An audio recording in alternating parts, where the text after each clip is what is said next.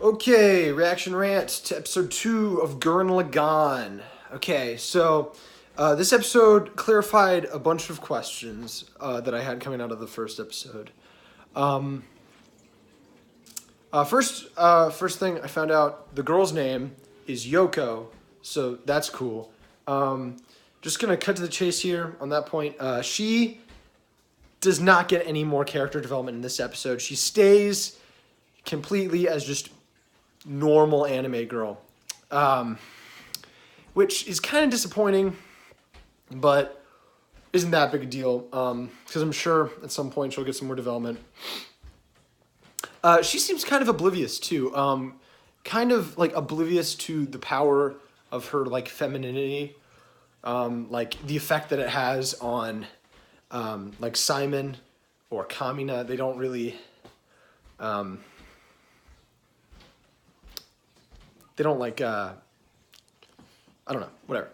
They react strongly to it, and she doesn't really pick up on that a whole lot. She seems kind of airheaded. She's just like, oh, I'm fighting, I'm shooting. She's not really too worried about anything else. That's what I've got about her so far. Episode started with a flashback to Kamina's childhood when he was on the surface with his father, who does look a good bit like him. So that's how the episode starts. We go from that to them immediately having to fight the two mecha face robot guys that were at the end of the first episode, and we find out that those are named gunmen. The robots, the face robots, are named gunmen, and so the gunmen.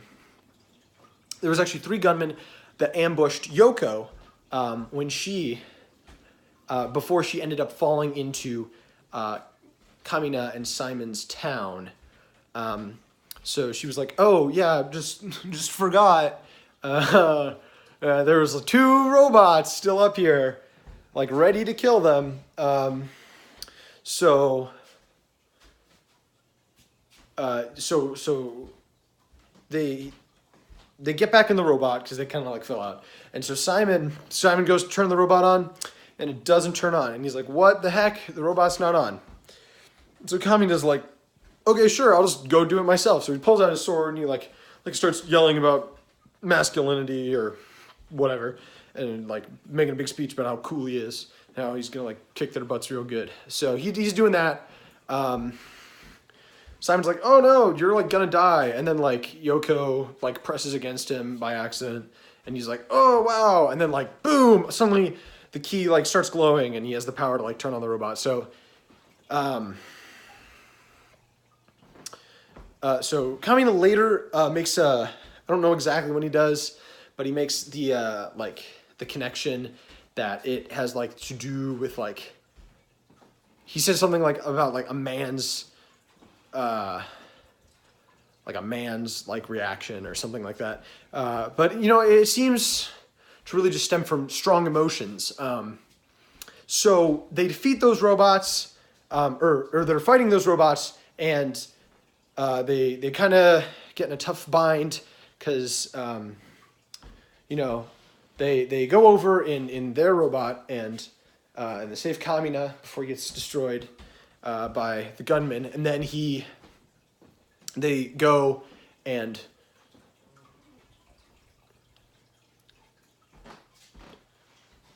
like they're fighting them, and then all of a sudden, you know, they're like kind of backed against the wall, kind of, and all of a sudden there's this rain of bullets comes flying out of basically nowhere, and it turns out that those are like Yoko's friends or like the people from her village. So they're shooting a bunch, and their shooting destroys one of the robots. And we find out that those robots, the gunmen, are actually being piloted by what Yoko calls beastmen. And it just looked like this furry guy. Like, not like a furry, but like he just was fur, head to toe, all on him. So the remaining gunman, grabs the beastman, and says like, oh, we'll be back. And then they run off like they're goofy Saturday morning cartoon villains. So then Simon and Kamina kind of look up at the stars in the night sky, and are like, whoa, lights in the sky, wild, so cool being on the surface. Then this weird like gay guy with like the normal like trans gay voice that like every trans gay anime character has. So like that guy shows up and he starts like talking about how cool Gurren is, which is or Lagann, sorry. What Lagann is, which is their little gunman. That Kamina named Lagann. So like this guy comes over, I forget what his name is, doesn't matter. Doesn't matter yet, at least. And then Yoko eventually comes over, tells them that they're named the moon and stars. That's like the names of these things. Meanwhile, her friends are disassembling the robot that they destroyed, and she asks if they'll like come with him, and so or if they'll like move the pieces of the robot. So they like tie it all together, and Simon is able to use Lagann to just move all of these like scrap pieces all the way back to their village, which ends up being like kind of like it's like this ravine like coming, and then at like the end of this ravine there's like a hole in the thing, and then there's like inside is their town. We didn't see too much of that. Two of them, Kamina and Simon, end up passing out after that pretty much. Everyone's like, whoa, at Lagann. They think it's like the coolest thing ever. They wake up early in the morning and like they're woken up by like learning that two gunmen are like outside and like probably gonna attack. So they're like, oh, so they get up and they're freaking out because they've never heard these noises before. So Kamina goes out with like their like military force or whatever to like go suppress the gunmen, and Simon goes over to Lagann to find out that it's been cleaned and it looks really nice and shiny and cool, and he gets in it and he like can't turn it on, and then like a third gunman, so like there's these two gunmen just like the ones that they'd been fighting the day before, and then like a third one comes out of the sky, hits the ground, and is like boom, makes this huge sound, and that triggers like a flashback of like PTSD in Simon. Simon freaks out. It reminds him just of the earthquakes that he and Kamina and everyone in their town experienced all the time, and that kind of earthquake that killed Simon's parents when he was 11. And he's like, oh snap, it was these gunmen the whole time. So he like goes rage mode, right? Now, he doesn't like flip out, he just like is super angry, and that like charges up the like little drill key thing that he has, turns it on, and he goes in Lagann. And he shows up, and then like basically they just start fighting with the three gunmen.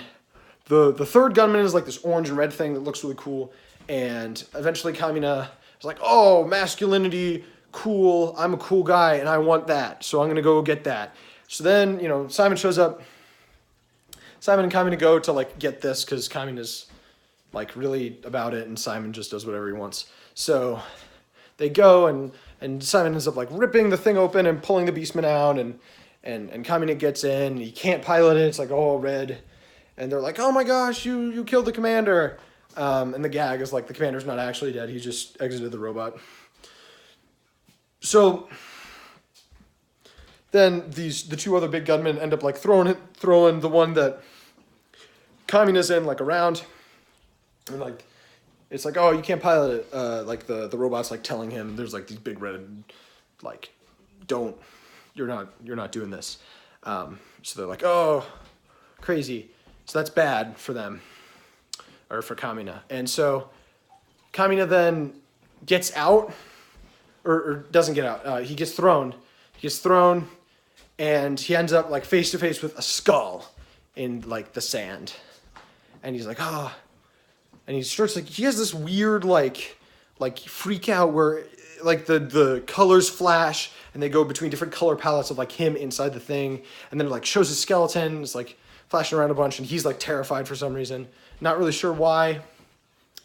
But then he like gets it within himself with his like masculinity or thing, because that's like his thing. It's like, oh, I'm a man and I'm masculine, so that's what I do. So then after that, he like is able to move the robot, and so he like picks up Lagann and Simon, and he throws them, and it like goes past him, and he turns into a big drill, and then like drills both of the two other gunmen, and they're totally exploded. And the like beastman that is like the commander or whatever that was in the robot that now Kamiya is piloting, he like runs off. He's like, oh, they're totally destroyed, like shocked that like this much destruction would happen. So after that, it kind of cuts to after the fight, and Kamiya and Simon are talking, and Kamiya names the robot that he was in. He names it Gurren. So there you got Gurren and Lagann, the two main robots, it appears. So you got the two of them. And then Kamiya like goes to find the skeleton that he had like accidentally dug up by getting thrown. And he looks down and he's like, sorry for pulling you out of the sand, bud. And then he notices his father's signature bracelet, which is like a gold like bangle with like a gold chain coming off of it and a little skull at the bottom of the chain. And it's like that thing. And he's like, what? And he like flips out and he moves the other dust away, and he sees like the red cape that his father had, and he starts crying, and he's like screaming like, Father, you died too early. You know, I finally got out here. And so the episode ends with him like crying out in pain. And what's cool about that is Simon or Kamiya. There's only two characters. Kamiya is our most three-dimensional character at this point. He's got problems. He's got ambition. He wanted to be with his dad again. His dad appears to be dead. There's no way to actually tell if that is his dad, but we're working on the assumption that it is his dad at this time. And that might just be the assumption, like assumption equals fact for later in the series. Seems kind of weird to me. I thought that like eventually he'd find his dad, and his dad would be like an old guy and curmudgeon-y, and then they'd be able to like connect. And then Kamiya's dad would die. But it appears his dad died like long before, because it's a skeleton. There's no muscle, no nothing on this skeleton. This skeleton has been dead for a while, at least a couple months, I would say. There's no way to really tell, though. Simon kind of got some character development. His parents died. He's sad about that. It appears to be the Beastman's fault, the gunman's fault, that his parents are dead. He's mad, doesn't like them, so he's going to keep fighting them. Yoko hasn't really made any progress. Her progress this episode was really just like being a part of this town and just being able to like tell them that like this town exists and that she's part of it, and everyone respects her. And she's like really good for some reason. Hopefully, I want to find out more about why she's so good at sniping, and like why this girl. I have no idea how old she is, but I feel like she's gonna be younger than I expect because I know my anime. Again, some good fight scenes, animation this episode. Good stuff. Really fluid, nice little like things, misdirects, just nice like trigger stuff, like basic trigger stuff. But I like it. I love it. Can't get enough of it. Don't really have anything else to say. So that's it for episode 2. So see you next time.